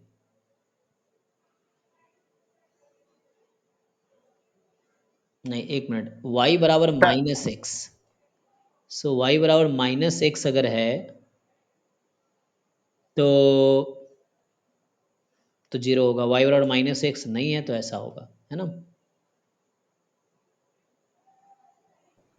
सर यहाँ नीचे लिखा हुआ x प्लस वाई, हम्म, तो समझ में हो गया, यही नीचे रहता है x q plus y q रहता था। कोई बात नहीं, तो वैसे ही सॉल्व होता जैसे तुम कर रहे थे। क्या होता बताओ उस केस में? सर नीचे जीरो यानी इन्फिनाइट हो जाएगा सर। जी जी जी। तो इन्फिनाइट हो गया, उसके बाद क्या कंडीशन, क्या चारों ऑप्शन में कौन सही होगा? तो तुम सोचो ना, दिमाग है तुम्हारे पास, यूज करो ना थोड़ा सा। जब लिमिट एग्जिस्ट नहीं किया तो कॉन्टिन्यूस होगा? नहीं होगा। फिर एक एक ऑप्शन दिमाग लगाओ ना कि लिमिट एग्जिस्ट किया नहीं किया, डज नॉट एग्जिस्ट ट्रू हो गया बी। तो खुद से दिमाग लगाओ थोड़ा सा। एफ एक्स वाई कॉन्टिन्यूस है, जो लिमिट एग्जिस्ट नहीं है कॉन्टिन्यूस कैसे होगा? अब देखो नो वेयर डिस्क, ये भी गलत हो जाएगा, सिर्फ बी सही होगा उस केस में। तुम खुद भी तो डिसाइड कर सकते हो, है ना। एनीवे देखो और थोड़े क्वेश्चंस देखते हैं। तो जैसे एक तो ये 8th वाला लिख रहे थे, ऐसे ये क्वेश्चन आ गया देखो, ये x q plus y q similar ही है, कॉन्टिन्यूस एंड डिफरेंशिएबल। मैं डिफरेंशिएबिलिटी अभी डिस्कस करूंगा, 11th क्वेश्चन की बात कर रहा हूँ मैं। तो आप कॉन्टिन्यूटी चेक कर सकते हैं, आएगा जीरो ही आएगा 0 0 पे। सो ठीक है ना, 11th क्वेश्चन में 0 0 पे लिमिट 0 ही आएगी, तो और वैल्यू भी 0 है तो कॉन्टिन्यूस हो जाएगी, आसान है। डिफरेंशियल इक्वेशन हमारा नहीं है। जैसे ये क्वेश्चन है डिफरेंट कॉन्टिन्यूटी बात कर रहा है, तो ये भी चेक करो, ये जो 14th का बी पार्ट है, कॉन्टिन्यूटी तो बता ही सकते हो आप लोग, मतलब ईजी है ना, लिमिट निकालना कॉन्टिन्यूटी निकालना तो ईजी है, क्योंकि कॉन्टिन्यूटी कहीं ना कहीं लिमिट पे ही डिपेंड कर रहा है। सो ठीक है, इससे हो जाएगा। आगे मैक्सिमम मिनिमा पे आएंगे हम लोग, ग्लोबल मिनिमा ग्लोबल मैक्सिमा की बात कर रहा है, उस पे आएंगे। सो अभी हम लोग जैसे ये है, अब इसकी बात कर रहा है ये कि 23 नंबर क्वेश्चन देखो, ये कह रहा है कि ये जो फंक्शन है, क्या ये फंक्शन 0 0 पे कॉन्टिन्यूस है? हाँ है ना। तो फिर से इसको चेंज कर लो, है ना, तो वो न्यूमरेटर की डिग्री ज़्यादा है, डिनोमिनेटर कम है, तो लिमिट 0 ही आएगी, वैल्यू भी 0 आएगी, यस। तो उससे निकाल लो, अगर डिफरेंशियल इक्वेशन हमारा नहीं है। ये मैक्सिमम मिनिमम पे आता हूँ, मैक्सिमम मिनिमम डिस्कस करेंगे।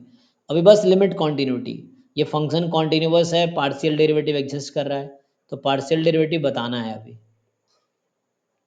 तो कॉन्टिन्यूटी आप लोग चेक कर सके, ये क्वेश्चन है जैसे 34 नंबर क्वेश्चन देखो, पूछ रहा है कि बताओ ये फंक्शन अगर कॉन्टिन्यूस है 0 0 पे, तो मुझे बताओ अल्फा की वैल्यू क्या होगी। So if this function is continuous at 0 0, then what is value of alpha?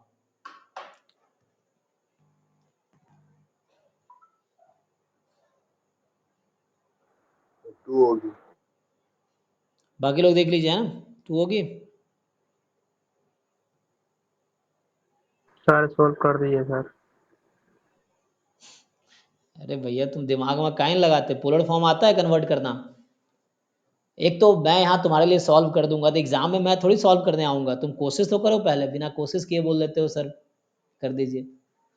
अभी क्या करना होता है कॉन्टिन्यूस के लिए, हमें क्या करना होता है, लिमिट निकालनी होती है, फंक्शन की वैल्यू निकालनी होती है। तो 0 0 पे आप फंक्शन की वैल्यू देख के बताओ इस फंक्शन में क्या है। जब एक्स वाई 0 0 है तो फंक्शन की वैल्यू कितनी है?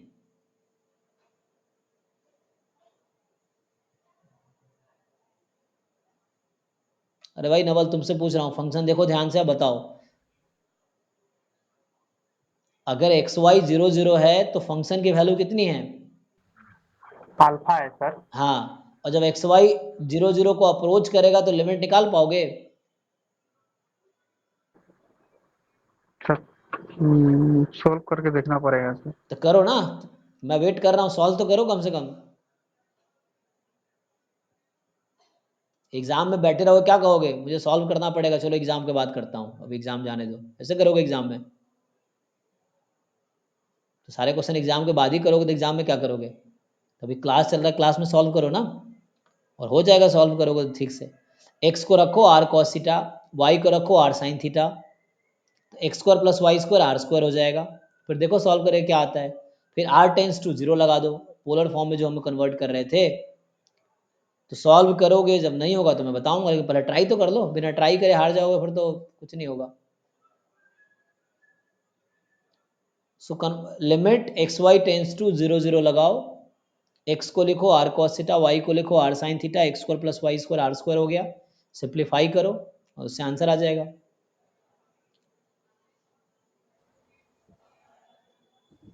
सर 2। है ना? हाँ, तो sine 2r square upon r square, तो इसकी लिमिट 2 आ गई। बाकी जो न्यूमरेटर में एक्स को 0 पुट कर देंगे तो ई की power 0 into sine something, sine तो बाउंडेड है तो 0 ई की पावर 0 1 2 आ गया। क्या करना है भाई? अब ये सब नहीं सीखोगे तो एग्जाम में मुश्किल होगी ना, तो घर पे सीखना पड़ेगा। घर पे सीखने के लिए ट्राई करना पड़ेगा, और वैसे क्वेश्चन ट्राई करना पड़ेगा जो तुम्हें सॉल्यूशन नहीं है तुम्हारे पास, तभी तो ट्राई करना पड़ेगा, तभी तो होगा।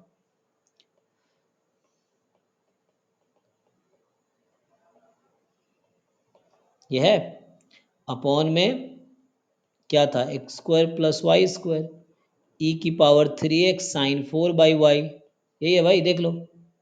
अब इसमें तुम्हें पहले लिमिट निकालनी है, तो रखो ना एक्स स्क्वायर प्लस, तो ये हो जाएगा limit r tends to 0 sine 2r square upon r square e की power 3r cos theta sine 4 upon r sine theta. अब आर को देखो, sine 2x square upon x square, तो यहाँ अगर 2 आ जाएगा तो 2 से मल्टीप्लाई डिवाइड कर दो, तो साइन एक्स अपॉन एक्स 1 हो गया, सो 2 इंटू 1। अब आर को 0 रख दो, तो ई की पावर 0, और ये साइन बाउंडेड है, तो साइन इन्फिनिटी है तो भी कोई दिक्कत नहीं है ना, 0 रखेंगे तो ये बाउंडेड नंबर है, और ये 0 इसको फोर्सफुली 0 पे ले जाएगा, तो हो गया 2। अब इसमें क्या डाउट था तुम्हें? लेकिन हिम्मत करके सॉल्व करने की कोशिश करो, क्योंकि एग्जाम में भी ऐसे ही क्वेश्चंस आएंगे, वहां कोई थोड़ी बताने वाला होगा, तुम्हें खुद से हिम्मत करके ट्राई करना होगा, कुछ होगा कुछ नहीं होगा। जब ट्राई नहीं करोगे तो एक भी क्वेश्चन नहीं होगा, ट्राई करोगे तो कुछ हो जाएगा।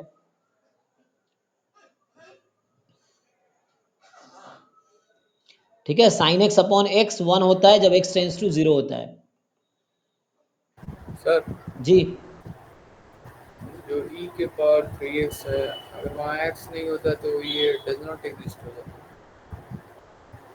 हाँ, तो उस केस में कॉस थीटा ई की पावर फाइन इन्फिनिटी, तो यूनिक वैल्यू नहीं आएगी ना जी, तब रेजोनेटिव हो जाता। क्योंकि इसकी वजह से 0 हुआ ना, आर की वजह से। ठीक है भाई, इस तरह के क्वेश्चंस बहुत सारे हैं, देखो ये तो वन वेरिएबल कर ही रखे हो, वन वेरिएबल देखो, वन वेरिएबल कैलकुलस और one variable random variable, univariate distribution और वन वेरिएबल कैलकुलस के सारे क्वेश्चन तुम्हें करने आने चाहिए अभी। सो मैक्सिमम मिनिमा डिस्कस करेंगे अभी हम लोग।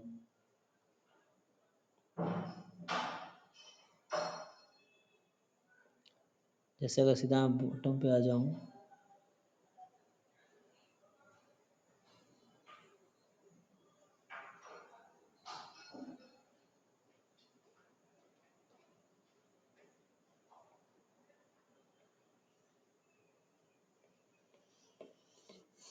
अच्छा 111 क्वेश्चन है इसमें, नहीं तो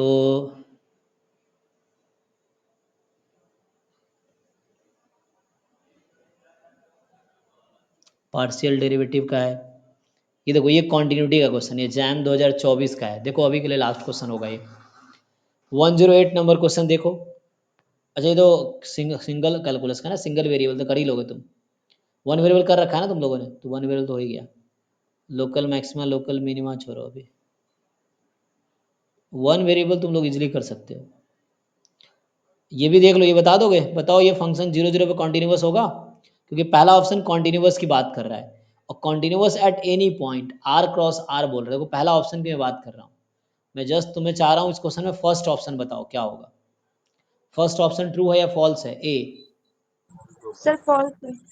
क्यों? False, depended on theta. Sir limit exist नहीं अच्छा, करेगी।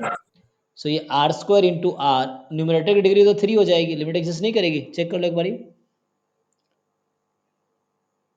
X y into x plus y है ना, चेक किया आप लोगों ने? वो तो 0 है सर ना। यस सर, 0 आ रहा है सर। ना क्योंकि क्यू डिग्री 3 है, चेक करो, न्यूमरेटर की डिग्री 3 है सर और डिनोमिनेटर 2 है ना। तो 0 0 पे तो है ही कॉन्टिन्यूस, और बाकी पे भी होगा, तो पहला ऑप्शन ट्रू हो जाएगा। ठीक है ना, ए ऑप्शन इज ट्रू। तो अभी कॉन्टिन्यूटी चेक करना है, तो ये एग्जाम में आएगा। तो limit x Y tends to 0 0 and f 0 0, f 0 0 0 है, एक्स वाई टेंस टू 0 0 भी यहाँ से सॉल्व कर लो तो 0 ही आ जाएगा, तो हो जाएगा। ठीक है ना। तो इस तरह क्वेश्चन डिस्कस करते हैं, local maxima local minima next class में डिस्कस। अभी डिफरेंशियबिलिटी पहले डिस्कस करूंगा, फिर हम ये सब आएंगे। ये भी टू वेरिएबल सर कैलकुलस। देखने में हार्ड लग रहा है सर, इजी लग रहा है सर। मेहनत करो भाई, सब इजी लगेगा। देखो इसमें भी पहला ऑप्शन चेक करो क्या आएगा, कोशिश करोगे सब आसान लगेगा, नहीं कोशिश करोगे सब मुश्किल है। पहला ऑप्शन क्या होगा इसमें, ट्रू होगा फॉल्स होगा, चेक करके बताओ। ऑप्शन ए, ट्रू है। तो है ना एक्स वाई टेंस टू 0 0 है, तो एक्स स्क्वायर की वजह से ये टर्म 0 हो जाएगी, वाई स्क्वायर की वजह से 0 हो जाएगी, तो ये 0 0 कंटिन्यूस हो जाएगी। तो इस तरह क्वेश्चन ही पूछे जा रहे हैं, तो वैसा आप कर सकते हो इजीली। ठीक है, तो अभी अगले क्लास में कंटिन्यू करता हूँ मैं। तो हमने अभी क्या डिस्कस किया है? सो अभी हमने डिस्कस किया लिमिट एंड कॉन्टिन्यूटी। तो अगले क्लास में अभी मैंने क्या डिस्कस किया है? Limit and continuity. Next class में डिस्कस करूंगा डिफरेंशिएबल फंक्शन क्या होता है और पार्शियल डेरिवेटिव क्या होता है, टोटल डेरिवेटिव क्या होता है, ये डिस्कस करेंगे। डिफरेंशिएबल फंक्शन क्या है, पार्शियल डेरिवेटिव क्या है, टोटल डेरिवेटिव क्या है। ठीक है, डिफरेंशिएबल फंक्शन अलग कॉन्सेप्ट है, पार्शियल डेरिवेटिव अलग है। सो देखना है टोटल डेरिवेटिव क्या होता है, तो ये डिस्कस करेंगे आगे। फिर वही आएगा, फिर एक बार डिफरेंशिएबिलिटी खत्म हो गया तो डिफरेंशिएशन, फिर मैक्सिमा मिनिमा, यही सब है। तो आसान है ये, ज़्यादा टाइम नहीं लगेगा, 3 4 क्लास में खत्म हो जाएगा ये। सो ठीक है, तो अभी आप बाकी आप लोग लिमिट कॉन्टिन्यूटी में प्रैक्टिस कीजिए। अभी हम यही स्टॉप करते हैं, थैंक यू। बाकी नेक्स्ट बैच की क्लास होगी सर। जी। सर इसके बाद कौन सा टॉपिक स्टार्ट करें, मतलब इंटीग्रल या फिर नहीं नहीं, इसके बाद अभी हम सीधा यहाँ पे आएंगे ज्वाइंट डिस्ट्रीब्यूशन पे, लेकिन ज्वाइंट में इंटीग्रल की जरूरत पड़ेगी, लेकिन है ना। तो होगा तो इंटीग्रल करा देंगे पहले, क्योंकि ज्वाइंट में ना इंटीग्रल की जरूरत पड़ेगी। सो ये इंटीग्रल ही करा दूंगा, देखता हूँ दोनों बैच कंबाइन करना पड़ेगा उसके लिए। ठीक है सर। इंटीग्रल करवा दूँ, मतलब इंटीग्रल सही रहेगा। देखता हूँ या तो इंटीग्रल स्टार्ट करेंगे या फिर ये, क्योंकि इंटीग्रल पहले तुम उससे कर सकते हो कैलकुलेट, पिछले साल का रिकॉर्डेड कोर्स है हालांकि, तो वहाँ से भी तुम जिनको कंप्लीट करना है कर सकते हो, लेकिन लाइव में करना, लाइव में भी करेंगे, मतलब लाइव में रिवीजन हो जाएगा, रिकॉर्डेड से कर लो तो लाइव में रिवीजन टाइप का होगा। सो ठीक है, देखते हैं या तो मल्टीवेरिएट डिस्ट्रीब्यूशन स्टार्ट करेंगे, और या फिर तो अभी आगे मैं बैच दोनों मर्ज करने का प्लान कर रहा हूँ, ताकि 3 3 घंटे का क्लास डेली हो सके, तो जल्दी कोर्स हो जाएगा, वरना डिले होगा। सो देखते हैं, जितना सिलेबस कॉमन हो गया ठीक है, फिर बाद में अलग अलग करा देंगे। अभी के लिए चलो, थैंक यू।